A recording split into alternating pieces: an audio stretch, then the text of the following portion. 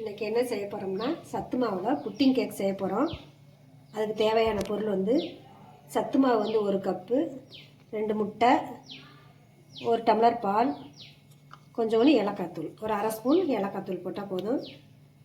இப்போ அதை வந்து மிக்சியில் வந்து சத்து மாவை போடுறோம். ஏலக்காய் தூள் அரை ஸ்பூன் போட்டிருக்கோம். முட்டையை வந்து அதெல்லாம் உடச்சி ஊற்ற போகிறோம்.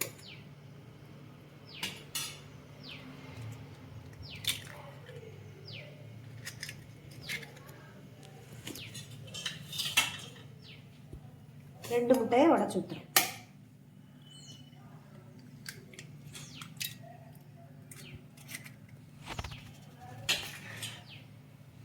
இப்போ பால் 1 டம்ளர் பால் வந்து அதில் ஊற்றுறோம்.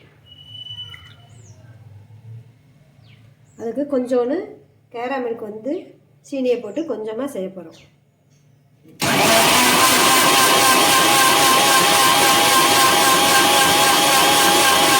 மிக்சியில் கொஞ்சம் நேரம் அடிச்சுட்டு சுகர் வந்து ஒரு 3/4 கப் போட்டு திரும்பவும் அடிக்கிறோம்.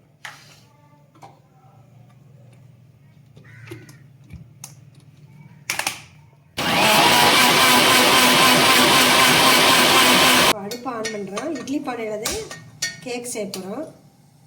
தண்ணி கொதிக்கட்டும். இந்த பக்கம் கேரமல் செய்ய போகிறோம்.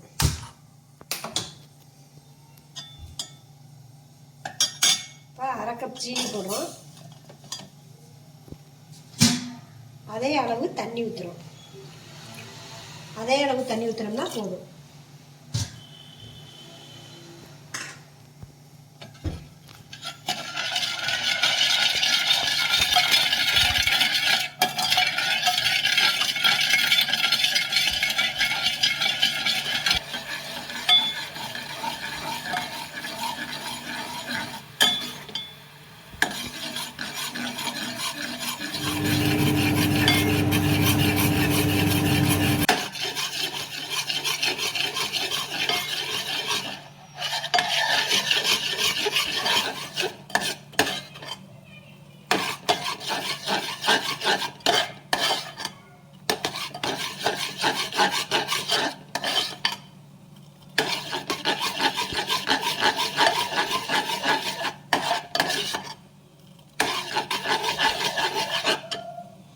இதில் 2 சொட்டு எலுமிச்சம்பழத்தை புளிஞ்சு விடுவோம்.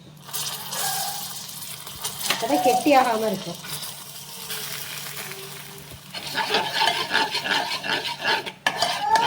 எண்ணெய் கடுகு வச்ச பாத்திரத்தில் ஊற்றுறோம்.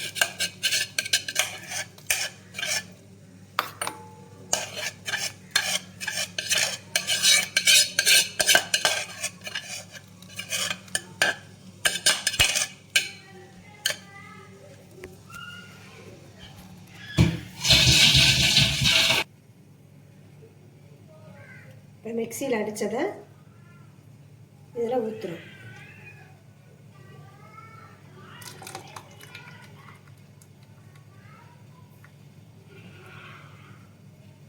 இப்போ ஏர் இருக்கும், அதனால் வந்து தட்டிட்டு வைக்கிறோம்.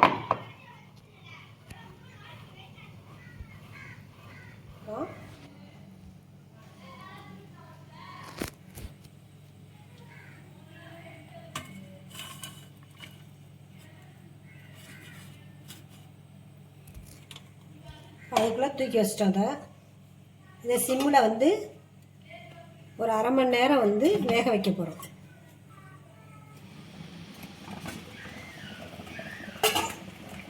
இப்போ பாருங்கள், வெந்துருச்சான்னு பார்ப்போம். இப்படி குத்தி பார்த்தா அப்படி ஒட்டக்கூடாது. நல்லா வெந்துருச்சு. இப்போ அடுப்பை வெந்துருச்சான்னு பார்ப்போம். இப்படி குத்தி பார்த்தா ஒட்டக்கூடாது, அப்படின்னா வெந்திருக்குன்னு அர்த்தம்.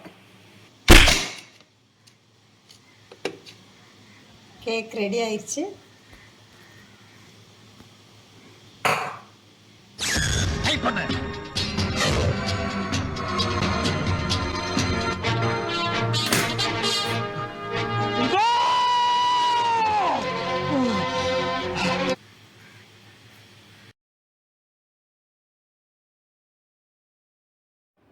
இப்போ கேக்கு செய்யல நம்மளுக்கு வந்து லேசாக ஒட்டிக்கிட்டு வந்துருச்சு.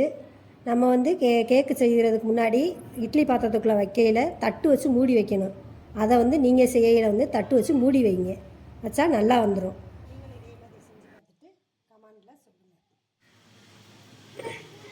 எவ்வளோ பாஞ்ச் மாதிரி இருக்குன்னு பாருங்கள். இதே மாதிரி நீங்களும் செஞ்சு பாருங்கள். செஞ்சு பார்த்துட்டு எப்படி இருக்குன்னு கமெண்ட் பண்ணுங்கள்.